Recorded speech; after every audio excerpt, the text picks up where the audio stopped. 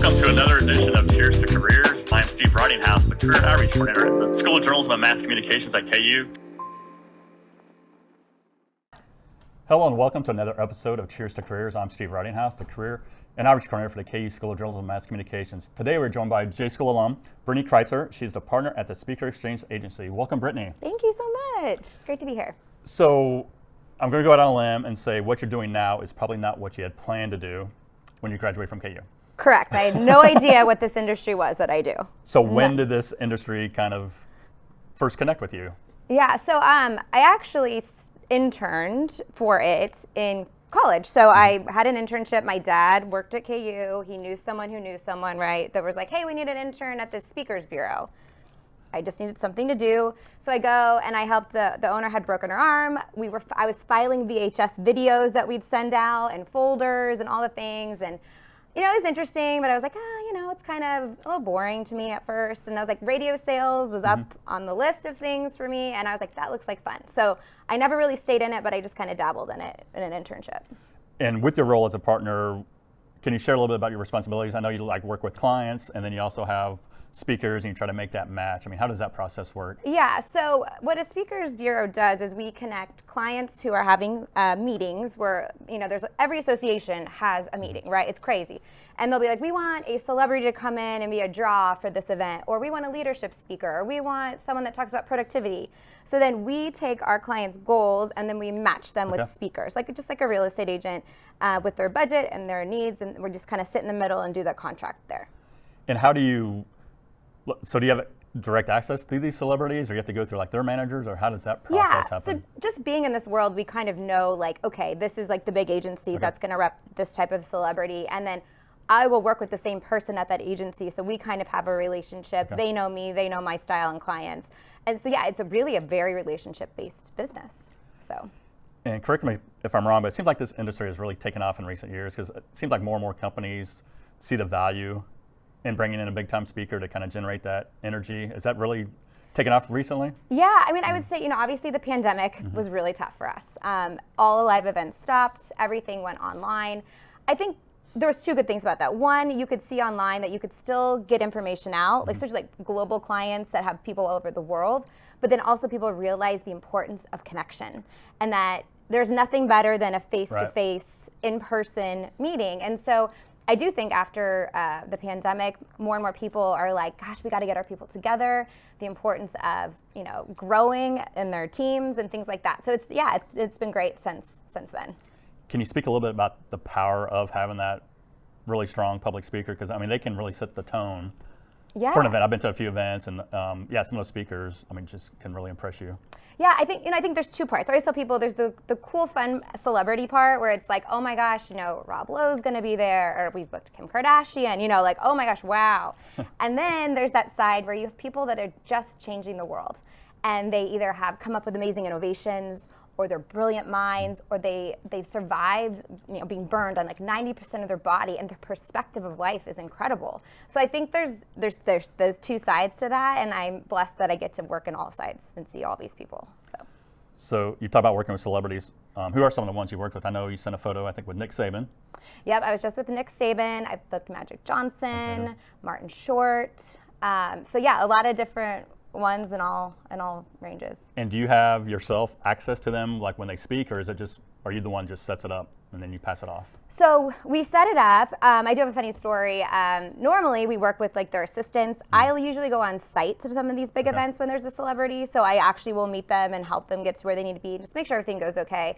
But I remember I'd booked Martin Short, and I got a phone call. I had a little toddler at home, and he's running around, and I answer the phone, and it's like, hey, Brittanny, it's Marty. And I literally was like, huh? And he wanted to talk to me about his ground transportation. And he had me read his speech because it was for a breast cancer fundraiser. And, his wife died of breast cancer, and he wanted to make sure it asked my opinion. And so that was one of my favorite stories, because that's normally not the case. And he was a very humble, wonderful human being to work with. So. And going back to your time at KU, what are some of the skills you developed as a student that still help you to this day? Absolutely. I think obviously mass communication, right? Communicating, writing. I've always loved writing. I've always wanted to use writing, and we'll talk about later how I have, but I write really good emails.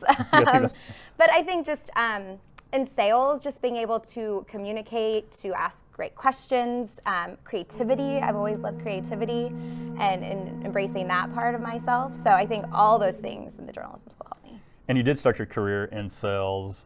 What did you kind of gain from that work experience, or at the same time, like what kind of made you think, okay, I might be moving on? Well, I will tell you, I learned to be tough. I learned to get a thick skin in sales and learn how to get your feelings hurt and not get your feelings hurt. It really just taught you about business, asking the hard questions, asking for money. And then in 2008, with the recession, I had stayed in touch with this agency, this bureau, and around for 2008, which most people watching this probably weren't, everything crashed. And so radio became really difficult. And I was like, okay, I'm going to try something new. I'm going to go and see what this speakers agency is all about. And so what was great about starting in 2008 was all the agents were like, oh my God, this is so hard, where I knew nothing different. Right. And so starting when it's tough, that's my baseline. So that was a blessing in a way. And I know you've touched on COVID a few times. And that was a rocky period for a lot of businesses, but I would think especially for a speakers bureau, because like you said, a lot of people were not even having live events. I mean, how did you keep motivated and keep going during that time? Oh man, I mean, we had to really think about all the lessons we learned from our speakers. I have a great business partner, and I mean, we literally therapy on the phone every day of powering through. You know, we dealt a lot with just this clause called a force majeure, which was like act of God. This was an act of God. And so every day it was a cancellation, it was a reschedule, it was pushed back. So just having each other, having friends in the industry, knowing that someday this will end and appreciating, you know, what we had. I think we're so appreciative now. It was really tough, but we made it through. So. And you talk about your business partner, and I was looking at your website. It looks like you kind of played each other's strengths. Yeah. Much. I mean, so how do you kind of see your role versus your partner's role? I mean, how do you guys work together? You know, we're very, very into like 50-50. Like everything we try and keep as even and fair as possible. And I would recommend that to anybody, because it is a true partnership. It's a marriage in a way. And then we naturally have each other's strengths. You know, with something that maybe she's not as good at, I'm good at, or something that maybe I don't excel at, she just kind of takes over. So we've been really lucky that we weren't friends. I would say when we started, we were co-workers, and then when we started the business together, we developed into, you know, some of the best of friends. So it was kind of the opposite than some people might think. That's a great explanation, because I always encourage students to have that team, play to your strengths. I always like to hear that. And I did notice on your website, you're also the 2025 International Association of Speakers Bureau Convention co-chair. Yes. Did you lobby for that position? Did they recruit you? What's that like? Yeah, so I've been in the association now. It was one of the first things we did was join IASB. And so I think with 13 years, and one of my friends was going to be president, and so I was with her, and I was like, okay, you know, you're going to be president. I know you're going to need help. And so I was like, what can I do? And she's like, would you co-chair the convention? And I know that's one of the things I enjoy. I enjoy the planning side, which we don't do a lot of. We just do the speakers part. But this, you know, getting the whole vision and getting to do that, I was like, I'm ready to give back this year. So I'm excited. So when and where's that event going to be? It's in Charlotte, North Carolina, November 13th through the 15th. So is everything on time so far?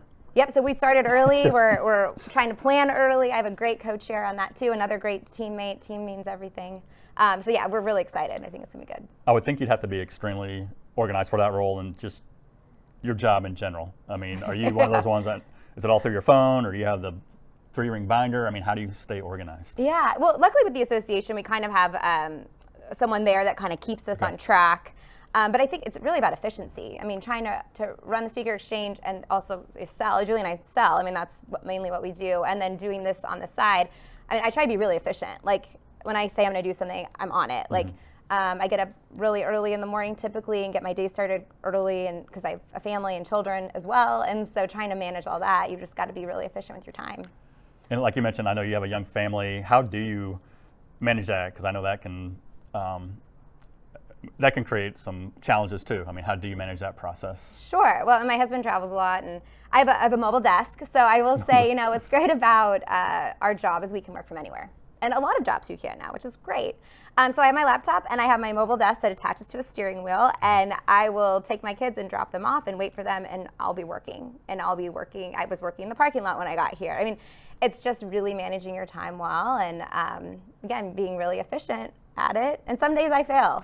So you do work primarily from home then? Yes. So when we started the company, we never had an office. We were like, we just can't afford that expense right now. And then it turned out, having families, it just worked really, really well. And after the pandemic, I think a lot of people went to that model. And I know you mentioned you like to write, and you just authored a book, Yes. How I Care for You. See that there? So what was this process like, and what was kind of the inspiration to do this book?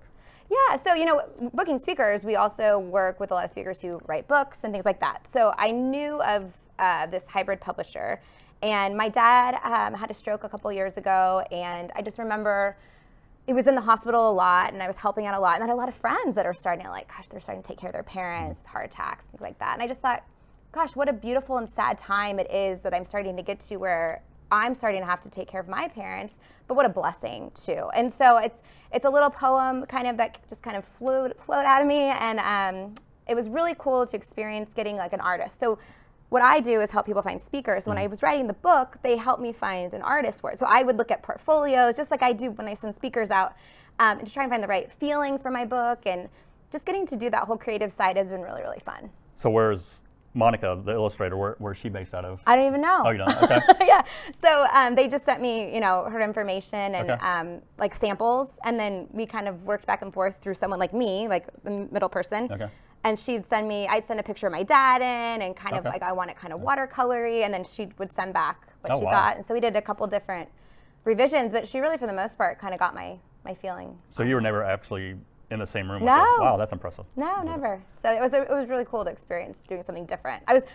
When I did it, I was like wanted to throw up and was so excited at the same time. You know what I mean? It's one of those where it's like out of your comfort zone, but exciting. So how many of these are in circulation? I mean, who's getting these so far? Friends, family, or are you? Yeah, so pre-orders went out, in the fall, and then it just launched January. So it's on the Mascot website, and then Amazon, it'll start, you can get that in May. I think Barnes & Noble is starting to maybe pick it up. And then I've reached out on my own. Kansas City Airport is my next goal. Nice. And Rainy Day Books, I've reached out to them too to see if they can Because I know you mentioned that before we got here in the studio, how impressive that will be to I want to get on an airplane and see my book in that window. That'd be really cool. Before we move on to the Fast Five feature, what advice do you have for students like just graduating, whether that's if they want to do what you're doing or in sales? Because I know at the J School we really take pride in a lot of these transferable skills. Yeah. I mean, what do you think students, in 2025 should be prepared to do once they graduate? I think be prepared to get into a job you don't know you want it. I mean, I think just being curious and saying yes to opportunities and getting yourself out there. I never knew I wanted to work at a speaker's agency, right? Like that was never on my radar. And just saying yes to an internship, I thought I wanted to go into advertising, and I think sometimes there's way more out there than we realize. So just taking a chance and being really open-minded and just really putting yourself out there. Nope, great advice. I'll have to make sure to share that when I advise our students in the Career Center. Okay, so it's time for Fast Five. Okay. So you are Brittanny with 2 T's and 2 N's. How many ways can Brittanny be spelled? Oh my gosh. Or how many ways has your name been spelled? Oh my gosh, I know. It's like Britney Spears, Britney, 1 T, 1 N. I mean, 5 different ways, never on a license plate, never right. I know you've reached out to a lot of clients you've worked with. What would that one dream speaker be that you could add to the SEA rotation? Is there one that you would love to work with? Speaker. I mean, from celebrity perspective, I've always wanted to book Dolly Parton. Dolly Parton. I think she'd be awesome. fascinating. Does she do a lot of? No. Okay, I was going to say. She's so expensive. That's why she's a dream. She's a dream, Steve. So when you're not booking speakers, what does Brittanny do for fun or to relax? Oh my gosh. I think now it's for my kids, right? I watch my son play flag football. My daughter's a softball pitcher. We're always at the fields. I love to cook when I'm home, and my daughter now loves to cook too, hang out with family.